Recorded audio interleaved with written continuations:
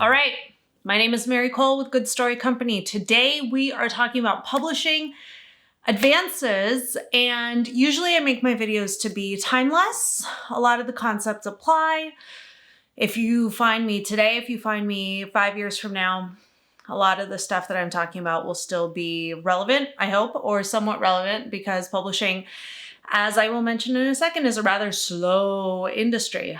Well, over the weekend, in light of the protests and the rekindled civil rights movement in the wake of George Floyd's death, we have had a lot of conversations about equality in publishing, and rightfully so. Well, over the weekend, an author named L.L. McKinney started a hashtag on Twitter, which was Publishing Paid Me. And it was basically a call out to authors of all backgrounds to share their advances. Now, the reason this is so interesting is that publishing has always been, and this this contributes to the folly of publishing.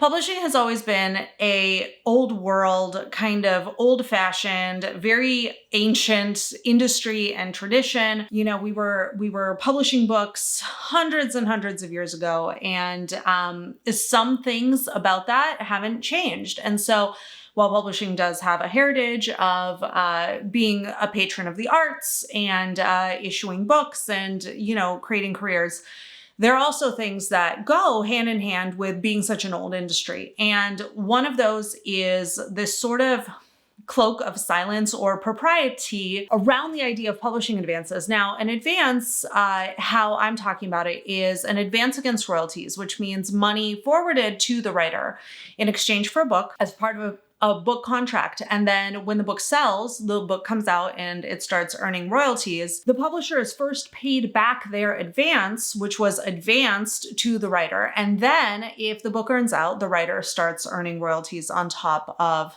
their advance. Now, a lot of books don't earn out their advances historically. And so an advance may be the only money that a writer sees for a project.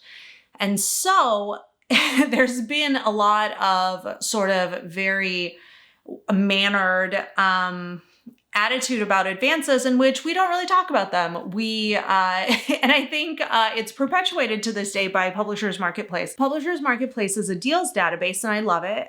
It's sort of the gossip sheet where a lot of agents and publishers hang out, kind of seeing what everybody else is doing. And they don't talk about money, though. Everything is a nice deal, a very nice deal. And it's all this coded language. Of course, there's a key for the terms right at the top of every deals report, but it's basically in $50,000 increments at first and then slightly larger increments.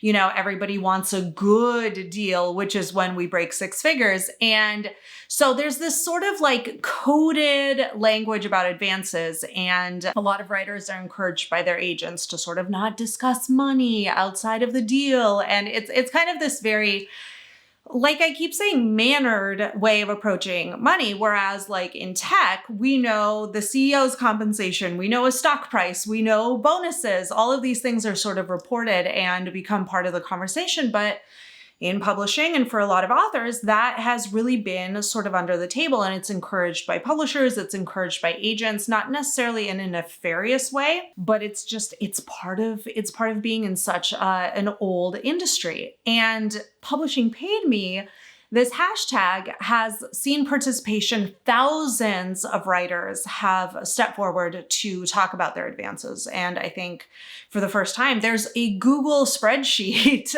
which I will put a link to, of people reporting their advances by category, people reporting their advances by series, and you see some really interesting things. And I think some of the things that you see are unfortunately expected. And the purpose, so the author who originated this hashtag said that the purpose is to have a conversation about how race affects advances and how writers of color are maybe compensated differently. And I think that was the supposition that started the hashtag. And of course, it went on to bear fruit. Unfortunately, there is a disparity in the way that some publishers have been paying writers of color in terms of advances. And there are many things that go into a publishing advance. As a former literary agent, I've sort of seen many sides of the issue, the publisher side, the agent side, the author side of the issue. And so It really is a combination of, if you're a debut, how much buzz there is about the debut, whether the publisher believes with their, nobody has a crystal ball, but with their knowledge of the marketplace, do they believe that this book will sell well? That kind of dictates one level of advance. Do they believe that this book will win awards or place really well in schools, do really well with the library market? That goes into the sort of calculus of the publisher's internal P&L sheet. Of course, whether the book has a lot of buzz going into it, whether the agent has brought the book to auction, whether there are preempts or multiple offers on a book also plays into the level of the advance that the author receives. And then there are some of these other factors which we want to bring to light with this, or we're seeing come to light with this, which is, does race, heritage, background play into the level of advance that is offered to an author? Does gender play into it? Does genre play into it? Certain styles of books, categories, genres are compensated differently historically just because of the sales volume that the publisher expects in specific genres.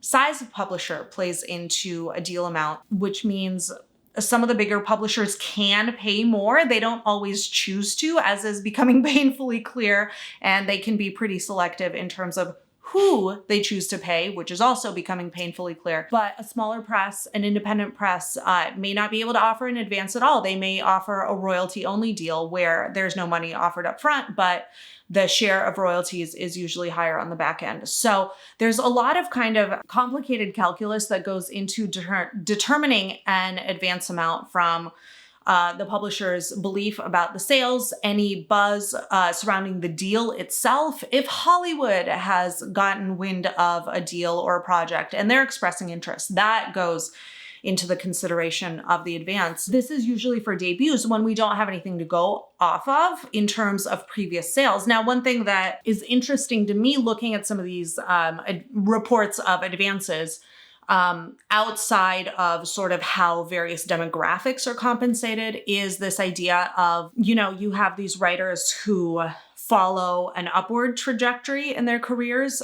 So they get a modest advance of, let's say, $15,000 for a novel. And then maybe it sells pretty well. The publisher is pretty happy with them. They go up to maybe 25, and then they start to see 50. And then maybe they have a blockbuster series, which breaks that good deal, the six-figure mark that a lot of writers, are, there's just a little bit more sexiness, a little bit more cachet to a good deal. And one of the controversies, of course, of the publishing paid me was this, the book, Jasmine Ward. She struggled to secure a six-figure deal, even though her previous book, which was Salvage the Bones, won the National Book Award. There was this sort of ceiling in place, to break that six-figure mark. So the six-figure mark for a lot of writers is sort of the goal, or something very important to signify that you've arrived on the literary scene. And so it's interesting to see which writers have an upward trajectory. And then there are some writers whose debut advance was a little bit better or higher than subsequent advances. And that tells me that maybe the publisher had higher hopes for an initial installment. It didn't sell as well. They wanted to keep working with the author, or maybe the author's next idea was not viewed as being as commercial as their previous effort. And so one of the stories that I see playing out, regardless of the demographic piece, the gender inequality piece, which is unfortunately there in glaring, obvious detail, is sort of the many different trajectories that an author's career can go. And there are some, for example, Scott Westerfeld is a well-known young adult middle grade author. And he had this huge success with the Uglies series. And then some of his books after the Uglies series, it was a huge commercial blockbuster, but the series couldn't run forever. And so then his compensation took a dip, and then Leviathan was acquired, and that brought him back to a higher advance level. And so you see and then he came back with, I think he's doing more Uglies books now, which of course are commanding big advances because the publisher knows that it's sort of a sure thing. And so it's just really interesting to see not only this kind of expected upward trajectory of I write my next book, it's better, I have a bigger readership, I should be paid more, but sort of a lot of these ups and downs. And we see authors moving from a big publisher to a small publisher, smaller advance, but you start thinking why they maybe made that choice. Advance amount is not sort of the only thing that a writer might concern themselves with. For example, the marketing plan or a publisher's willingness to market their work is something that I would pay careful attention to. So maybe out of an advance that could be offered comes some money that's going to be earmarked for promoting the book. And maybe that's more valuable to the author. I was reading, and I forget who it was, but somebody was saying about this publishing paid me revelation this week that they prefer royalties to an advance. And so if a book gets a more modest advance, but then is really, really supported by the house on the back end and turns into royalty money, that's not necessarily a bad way to go either. And so I think, yes, publishing needs to do better, not only in terms of hiring people of color, in terms of marketing support, sales support, editorial support, up top in the sort of the publisher level, the C level. Publishing right now, this is based on the Lee and Low 2019 numbers, is I think 76% white, 74% cis female, 80-something% straight, and 89% identifies as non-disabled. And so publishing has a heck of a way to go in order to sort of not only represent the diversity of the real world within the publishing ranks, but also champion writers of color, Black writers, publish books for all audiences featuring characters of all backgrounds. I think publishing has a huge way to go. I think publishing should pay people equally without regard to demographics. That is, we're seeing very, very clearly a lot of disparities there where one background of writer is getting paid just across the board differently than another, whether it's male, female, whether it's white, Black. There's a lot of work to be done still to not only publish diverse voices, but compensate diverse voices and diverse writers in the way that publishing can compensate. I think that at the end of the day is going to be surprising and upsetting for a lot of people, because we can clearly see that publishing can pay people. They can. The upsetting thing is who they choose to pay, how they choose to pay them, and whatever calculus they've used to arrive at those decisions doesn't seem equal. And so there's this idea of, well, we can open our wallets, but we're very selective in terms of how and to whom we open those wallets. So I think that's going to be a really, really hard ongoing conversation, a necessary ongoing conversation. But the other considerations that I saw emerging from the numbers and the data are a writer's individual trajectory. And that's not to say that everybody follows that nice, clean upward line. Some people take a dip. Some people find themselves on the mid-list and seeing mid-list style advances rather than kind of big, exciting debut advances or big, exciting post-award advances.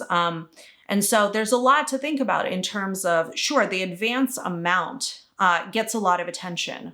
What other things does a publisher do for a writer, for a writer's career, or not do that also has an effect on the bottom line of a book after it has sort of launched and is starting to live its sales life, which includes royalties and the kind of advance and royalties balance that a book might see over its life. So a really interesting conversation, a really great thing that has happened with so many people across backgrounds volunteering to share their advances. This is what I think is the best thing that has come out of this, which is there has always been a cone of silence around publishing advances, and now we have this conversation and we have this data, and it's sort of this idea that the system can't keep going without silence and without everybody sort of very politely playing along to this idea that advance numbers are taboo, they're sacred, we don't talk about them, they're just rumors, you know, they're written up in all the magazines and whispered about, but bringing those numbers, the hard numbers into the open, bringing this conversation into the open, I think is going to be really, really interesting going forward in seeing what happens. But for anybody looking at just the overall topic of publishing advances, maybe this video has given you some additional insight into what else might be going on with determining an advance number. And also this idea that every writer's career does take a slightly different path, and we can't just expect one thing or think we know exactly what's going to happen based on a previous advance or a previous book. Every book really is different. Every writer really is different. Now, I'm hoping that what this brings about is that every writer will be treated similarly and with equality, not differently, which is what is clearly currently happening. But we now have a whole lot more to add to this conversation about publishing advances. So my name is Mary Cole with Good Story Company. This has been a timely and interesting video after a heck of a week in publishing. And I hope that the many people in publishing in the working ranks as well as the top continue to make good decisions and equitable decisions and decisions toward justice and fairness for all of the people working as well as writing in the publishing industry. So here's to a good story, and thank you for listening.